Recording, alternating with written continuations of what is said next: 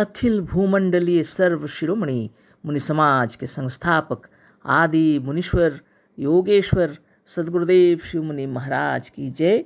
उपस्थित मुनि वृंद, साधु सज्जन वृंद, संत वृंद, साधक वृंद, आध्यात्म ज्ञान के जिज्ञासुओं और प्रेमियों, सभी श्रोता वृंद, आप सबको मेरा कोटिशः नमन, सप्रेम जय जीव। तो आध्यात्मिक चर्चा चल रही है और हम लोग सदगुरुदेव शिवमुनि महाराज रचित ग्रंथ निरोग होने का अद्भुत उपाय पर चर्चा कर रहे हैं। अध्याय 9 पर चर्चा हो रही है और शीर्षक है आत्मबल और उसकी चिकित्सा, और इसी के पैराग्राफ पढ़ते हुए उस पर विचार कर रहे हैं। तो आगे आज हम लोग पढ़ेंगे जो कल हम लोग चर्चा कर रहे थे, है ना। तो गुरुदेव जो बतला रहे हैं इस संसार को किसने बनाया, तो सबको पता चला कि पर ब्रह्म ने बनाया। और वह पर ब्रह्म कौन है? ये सभी आत्माओं का समूह यानी समष्टि आत्मा ने बनाया, है ना। तो सदगुरुदेव जो लिखे हैं उससे आगे हम लोग पढ़ते हैं। जैसे स्वप्न का शरीर और संसार सर्वथा मनोमय है, उसी तरह से यह शरीर और ब्रह्मांड भी मनोमय है। तो सदगुरुदेव कह रहे हैं जैसे स्वप्न का शरीर और संसार सर्वथा मनोमय है, उसी तरह से यह शरीर और ब्रह्मांड भी मनोमय है। यानी जब हम लोग स्वप्न देख रहे होते हैं, हमारी व्यष्टि आत्मा की रचना है, एक आत्मा की रचना है स्वप्न। हम लोग जब स्वप्न देख रहे होते हैं, है ना, और जब नींद से जग जाते हैं तो वो सर्वथा विलीन हो जाता है, कुछ दिखाई नहीं पड़ता। वो जहाँ से उत्पन्न हुआ था उसी में लय हो जाता है। स्वप्न की संसार अपने आत्मा के अंदर में लय हो जाती है ना। तो स्वप्न का जो संसार था क्या था? मनोमय था। यानी हमारी आत्मदेव के मन के अंदर में वह सब कुछ जो हो रहा था कार्यकलाप, वो हमारे मन से निर्मित हुआ था। उसी तरह से यह शरीर और ब्रह्मांड भी मनोमय है। तो हमारा यह शरीर और ये ब्रह्मांड सब क्या है? मनोमय है। लेकिन किसने बनाया है? समष्टि आत्मा ने बनाया है। हम लोग का यह शरीर भी समष्टि ने बनाया है। अहम अकेला होता है और त्वम में माता पिता आ जाते हैं, है ना। जहाँ 2 आ जाते हैं, है ना, वो समष्टि में चले जाते हैं। तो समष्टि से यह शरीर की रचना भी हुई है और इस ब्रह्मांड की रचना भी हुई है, और दोनों क्या हैं? मनोमय हैं। बहुत बड़ी विचारणीय बात है। जैसे स्वप्न का संसार मनोमय होता है, उसी तरह यह शरीर और ब्रह्मांड भी मनोमय है। यानी मन से ही इनकी रचना हुई है, लेकिन रचना करने वाले कौन हैं? ये सब हैं समष्टि आत्मा। अतः जैसे इस ब्रह्मांड पर ब्रह्म का अधिकार है, उसी तरह से इस शरीर पर अपनी आत्मा का अधिकार है। इस उदाहरण दे रहे हैं, जैसे इस ब्रह्मांड पर ब्रह्म का अधिकार है, उसी तरह से इस शरीर पर अपनी आत्मा का अधिकार है। यह जो शरीर है हमारा अपना शरीर है और इसमें हमारी आत्मा रहती है, इसलिए इस शरीर में हमारी आत्मा का पूर्ण अधिकार है। जिस प्रकार की ब्रह्मांड में पर ब्रह्म की शक्ति का अधिकार है, उसी तरह इस शरीर के अंदर हमारी आत्मा का अधिकार है, हमारी आत्मशक्ति का अधिकार है। जैसा एक सभा का कार्य उसके प्रत्येक सदस्य का कार्य कहला सकता है, जैसे एक सभा का कार्य जो है उसके प्रत्येक सभा के कार्य करने वाले उसके अंदर होते हैं। सब सभा जितने कार्य करता है उसके ही कार्य कहलाए जाते हैं। उसी तरह से मनुष्य भी पर ब्रह्म की रचना को अपनी रचना कह सकता है। उसी तरह मनुष्य भी पर ब्रह्म की रचना को अपनी रचना कह सकता है, क्योंकि क्या बिना मनुष्य के पर ब्रह्म की कल्पना भी की जा सकती है? नहीं, है ना। ये सब पर ब्रह्म जो है मनुष्य के समूह को पर ब्रह्म कहा गया है ना। अब बताइए, अतः यदि यह विश्व ब्रह्मांड ईश्वर की रचना है तो हम दावे के साथ कह सकते हैं कि यह हमारी रचना है और सारा ब्रह्मांड हमारा बनाया हुआ है। इतने सुंदर उदाहरण के बाद प्रमाणित कर दिए गुरुदेव कि अतः यदि यह विश्व ब्रह्मांड ईश्वर की रचना है तो यह दावे के साथ कह सकते हैं कि यह हमारी रचना है ना। सब हमारी ही रचना है, उसको प्रमाणित कर रहे हैं। और सारा ब्रह्मांड हमारा बनाया हुआ है। जैसे किसी कंपनी, सभा और पार्लियामेंट का कोई नियम बिना उसके सदस्यों के बहुमत के नहीं बनता। जैसे किसी कंपनी, सभा और पार्लियामेंट का कोई नियम जो बनता है उसके सदस्यों के बहुमत से बनता है, उनके सदस्यों के बहुमत के बिना नहीं बनता।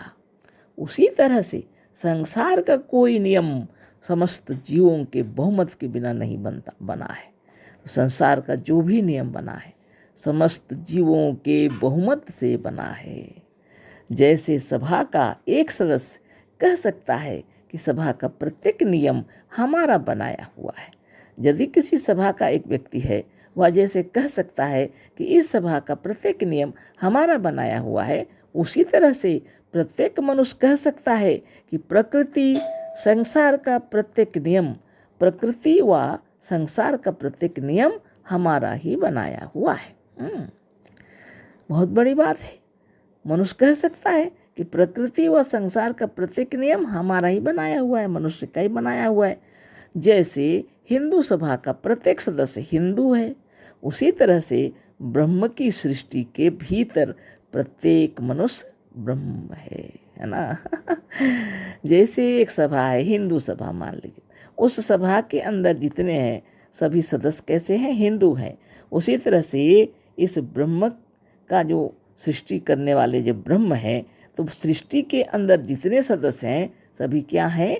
ब्रह्म हैं। सभी मनुष्य जो हैं सभी ब्रह्म हैं। तो बहुत बड़ी बात है, देखिए। और कल एक वाक्य पढ़ते समय छूट गया था, उसको भी हम यहाँ पढ़ देते हैं। तो इसको इसके साथ मिलाकर पढ़ते हैं, जो उसके ऊपर और बाद का मिला देते हैं ना। तो सद्गुरुदेव जो कहे हैं, जैसे कई मनुष्य मिलकर एक सभा, संघ और कंपनी स्थापित करें तो इस सभा या कंपनी की शक्ति इसके व्यष्टि रूप में एक एक मनुष्य से अधिक होगी।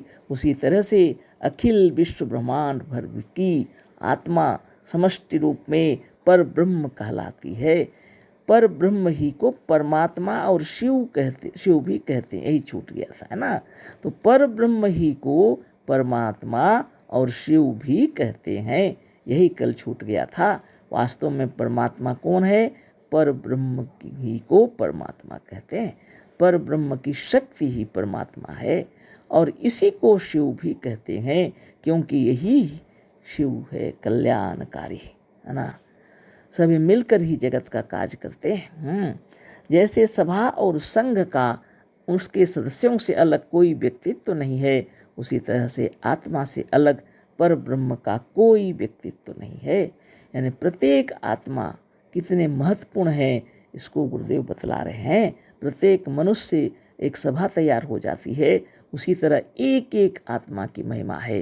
प्रत्येक आत्मा के मिलने पर ब्रह्म की शक्ति उत्पन्न होती है, और यही आत्मा के बिना परमात्मा या पर ब्रह्म का कोई अस्तित्व नहीं है, क्योंकि इसी पर ब्रह्म ही को परमात्मा और शिव भी कहते हैं। तो हम लोग कह सकते हैं कि आत्मा से अलग शिव का भी कोई अस्तित्व नहीं है, है ना।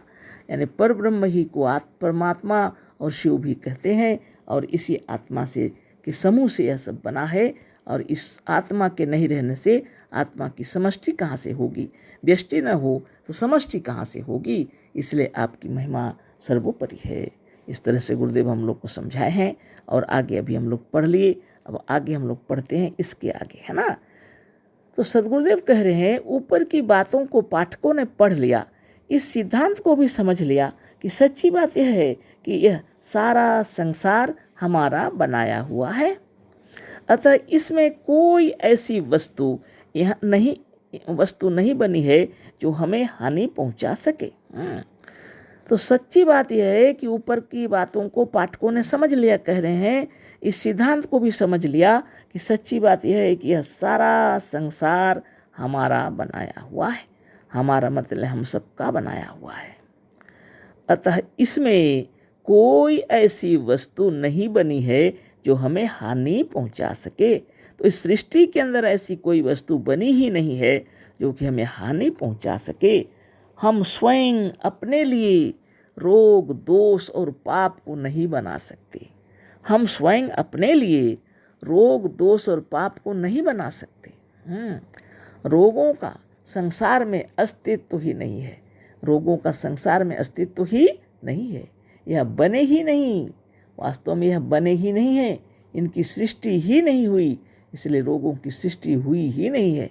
यदि तुम अपने को ईश्वर का पुत्र मानते हो तब भी सोचो, तो क्या कोई पिता जिस घर में अपने पुत्र को रखता है उसी में वही बनाकर या लाकर बहुत से सांप, बिच्छू, हैजा, प्लेग और टीबी के कीटाणुओं को भी रख देगा? नहीं, कभी नहीं, यह नहीं हो सकता। कितने उदाहरणों के बाद सद्गुरुदेव बतला रहे हैं कि संसार में रोग नहीं हुआ, उसी को बता रहे हैं। आगे अंतिम पैराग्राफ थोड़ा सा है। अतः डरना छोड़कर निर्भय हो जाओ। रोगों को सृष्टिकर्ता ने बनाया ही नहीं। रोग क्या है?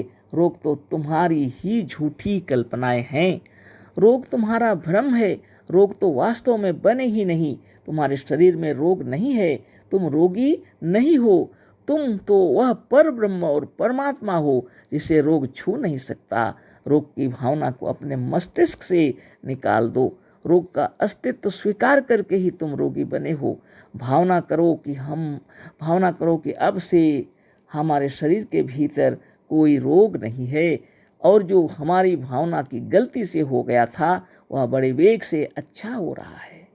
अपनी अज्ञात शक्ति को आज्ञा दो, इसे शीघ्र ठीक कर दे। जैसे राजा अपने मंत्री को आज्ञा देता है, उसी तरह से तुम अज्ञात शक्ति को आज्ञा दो, वह सब ठीक कर देगी और तुम शीघ्र निरोग, बलवान, सुंदर, युवा और स्वस्थ हो जाओगे। तो साधन करते करते आपको समझ में आ जाएगा कि अज्ञात शक्ति क्या है ना, अपने अंदर है। आपके कहने से वहाँ तक पहुँच जाती है बातें, ठीक है ना। तो कल फिर चर्चा होगी। अशेष धन्यवाद, कोटिशः नमन, सप्रेम जय जीव। सद्गुरुदेव शिवमुनि महाराज की जय।